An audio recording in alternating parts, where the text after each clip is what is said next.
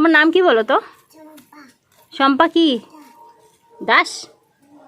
ও, এই যে আমার মেয়ে আর শম্পা একই বয়সে। এ বোধহয় চৈত্র বৈশাখ জ্যৈষ্ঠ আষাঢ়, ওই 3 মাসের বড় আর কি। এই পা ওরকম করিস না, খাবারে পড়বে। ভালো করে বস, ভালো করে বসতে। আমাদের 2 বুনু বাচ্চা বাড়িতে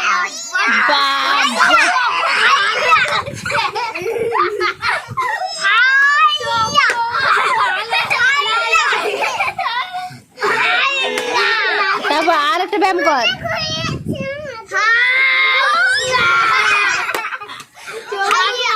এই এবার ওঠ, উঠে বড় উঠে ব্যায়াম করতে হবে। বডি বডি বডি বডি ওটা কি কাজ রে ভগবান! এ তো রাত্রে তো মানে ভয়, ওরে দাঁত মুখ খেসাচ্ছে, দেখ ওইটা।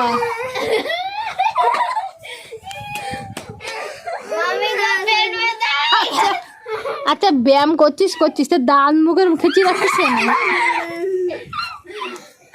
আচ্ছা আর কি ব্যায়াম আছে? আর আর ঝুলিতে ওরে বাবা,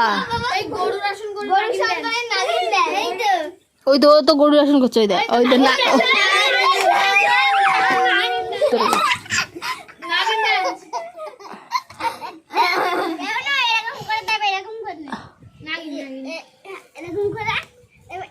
ওরে নাগিন ডান্স।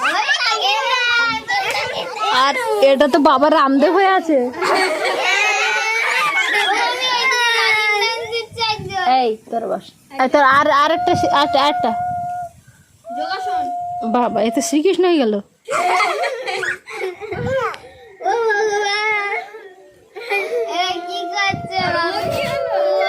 আচ্ছা আরেক রকম আচ্ছা আরেক রকম কর। ওসব বাদ, একটু দূরে গিয়ে আরেক রকম কর। দূরে যা, একটু দূরে যা, এরকম কর।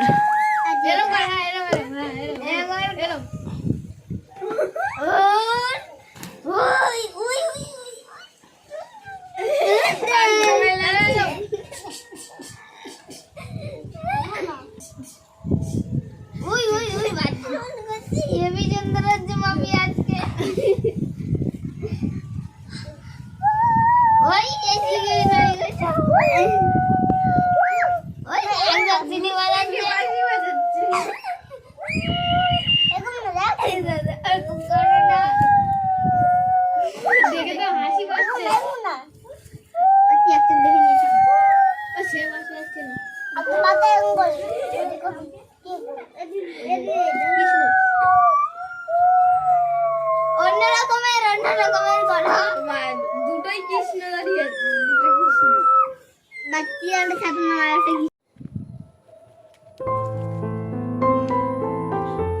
চল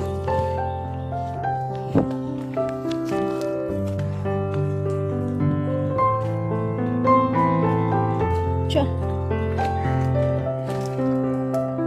চল।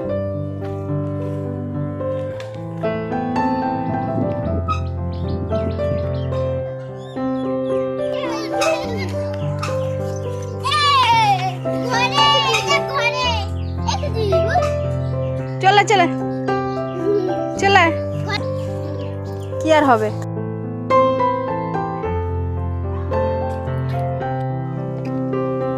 চল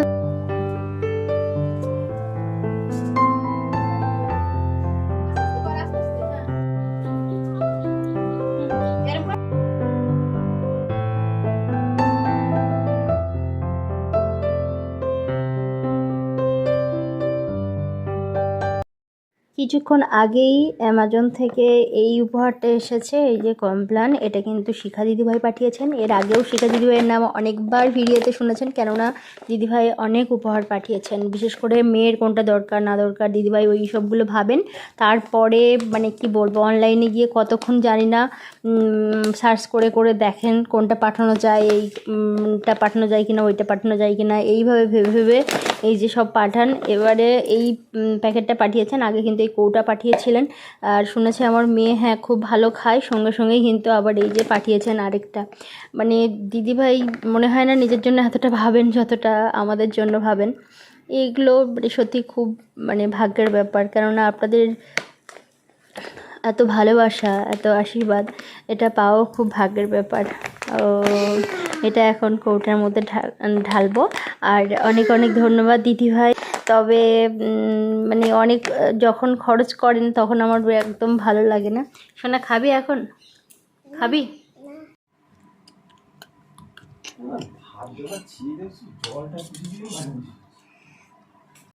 রান্না বান্না করে রেখে তারপরে আমি আর মেয়ে খেয়ে বেরিয়ে পড়লাম। এখন সময় হচ্ছে 12টা, আর যাচ্ছি বাবার বাড়ি, কেননা শনিবার রবিবার ছুটি থাকে আর 2 বোন আসছে। তো ভাবলাম তাহলে আমিও একটু গিয়ে ঘুরে আসি, আর মায়ের সঙ্গে অনেক দিন দেখাও হয়নি, একটু মায়ের জন্য মন কেমন খারাপ লাগে, তো ওই জন্যই যাওয়া। আর গত সপ্তাহে হয়তো বা যেতাম, কিন্তু 2 বোন যেহেতু এই সপ্তাহে আসবে বলেছে, ওই জন্যই বেরিয়ে পড়লাম।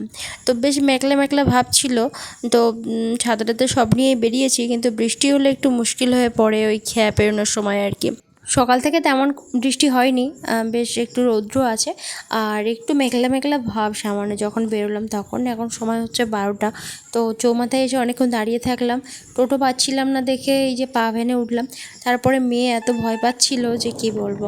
তো যাই হোক এখন খেয়ার ধারে এসে গেছি, আর এটা কিন্তু যাবে তুষখালি, ওই জন্য উঠলাম না, কেননা আমরা যাব ধামাখালি। হঠাৎ করে এমন একটা ঝোড়ো হাওয়া উঠলো, আর পুরো চারপাশে পুরো মেঘ ছেয়ে গেছে। খুব বেশি কিন্তু মেঘলা ছিল না, হঠাৎ করে মানে বর্ষাকালের আকাশ তো কখন কিভাবে যে গম্ভীর হয়ে ওঠে সেটা বোঝা বড় মুশকিল আর কি। তো একটা খেয়া ছেড়ে দিল মানেই এক্ষুনি একটা খেয়া আসবে যেটা ধামাখালির দিকে যাবে, ওই জন্য আমি আর উপরের দিকে গেলাম না, ওইখানেই দাঁড়িয়ে থাকলাম। কিছুটা বৃষ্টিতে ভিজেও গেলাম, কিন্তু কিছু করার নেই, ওই যে খেয়াটা প্রায় এসেও গেছে। অনেকেই দৌড়ে মানে ওই বিশ্রাম ঘরে গেছে, কিন্তু আমি আর মেয়ে ব্যাগ ছাতা ইত্যাদি ইত্যাদি নিয়ে সমস্ত কিছু নিয়ে আবার ছুটে গেলাম না। আবার দেখা যাবে যে আসতে হবে, আর আস্তে আস্তে যদি খেয়াটা ছেড়ে যায়। তো যাই হোক এখন আমরা প্রায় বাবার বাড়ি পথে পৌঁছে গেছি, আর ধান রোয়ার কাজ মোটামুটি কমপ্লিট। অনেকের দেখা যাচ্ছে বীজতলায় ধান ছিল, সেগুলো তুলে নেওয়ার পর জায়গা ফাঁকা ছিল, তো সেগুলো লাগাচ্ছে। অনেকের হয়তো একটু অল্প স্বল্প মানে জমি একটু বাকি থাকতে পারে রোয়া, তো সেগুলো মোটামুটি এখন লাগাচ্ছে। এই দিকটায় এসে দেখলাম কিছু কিছু জায়গায় বৃষ্টি হয়েছে, আবার কিছু কিছু জায়গায় বৃষ্টি হয়নি। তো বাবাবাড়ি এই পথে দেখলাম মোটামুটি বৃষ্টি হয়েছে, ভালোই হয়েছে আর কি। এই রাস্তাটা এতটাই খারাপ যে একা গাড়িতে বসলে মোটামুটি সে একদম কি বলবো বেশিক্ষণ বসতে পারবে না, ভীষণই খারাপ, আর তুলে আছাড় দেওয়ার মতো আর কি অবস্থা গাড়ির মধ্যে বসে থাকলে। আর আমি যেহেতু ভিডিও করতে করতে যাচ্ছি, তো ওই মাসিমা হঠাৎ করে বলছে, এই তুই আমার কেন ভিডিও করছিস রে, বলে খুব জোরে হেঁকে উঠেছিল। আসলে কি বলবো, চলন্ত গাড়ি না হলে হয়তো দাঁড় করিয়ে হয়তো বা কিছু বলতো, তো গাড়িটা যেহেতু চলে আসছে ওই জন্য আর তেমন কিছু বলেনি। উনি ওই ছাগল নিয়েই আর কি মানে যাচ্ছিল। তো যাই হোক এখন চললাম বাবার বাড়ি, বেশ আনন্দ লাগে বাবার বাড়ি যেতে। আর এই পাশটা তো জানেন নোনা ফিশারি, নোনা জল, এখানে হয় মাছ চাষ, আর এই দিকটায় কিন্তু ধান চাষ হয়, কিন্তু এই রাস্তার এ পাশটায় আবার অতটা ভালো ধান গাছ হয় না, ভিতর দিকটাই বেশি করে হয়। এসব জায়গায় কিন্তু পুরো মাঠ ছিল, কিন্তু পরপর পরপর সব বাস্তুবাড়ি হয়ে যাচ্ছে।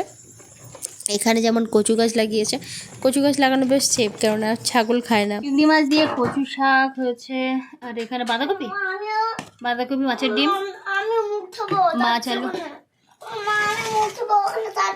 মাংস, আলু।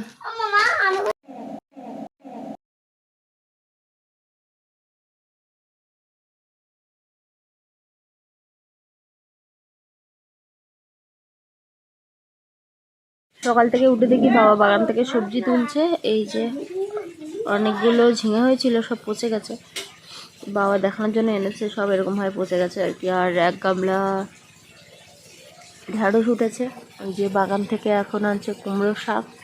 ঢ্যাঁড়স গাছগুলো বেশ লম্বা হয়েছে, আর প্রচুর ঢ্যাঁড়স। সকাল থেকে হচ্ছে বৃষ্টি, আর এখন দেখছি একটু রৌদ্র উঠেছে, তবে সকাল থেকে প্রচুর বৃষ্টি। আজকে হচ্ছে আগস্টের 16 তারিখ, আর রবিবার। মেয়েটা এখন আমার ঘুমোচ্ছে, আর এসেছি কালকে ওই দুপুরবেলার দিকে। শসা হয়েছে প্রচুর, শসা হয়েছে প্রচুর, তোলো না সময় মতো, কালকে একটা তোলা হয়েছে আর ওইদিকে পেকে গেছে, এদিকটায় দুটো আছে, ওই যে মাচার নিচে একটা, তুলসী গাছের নিচে মাচার নিচে একটা।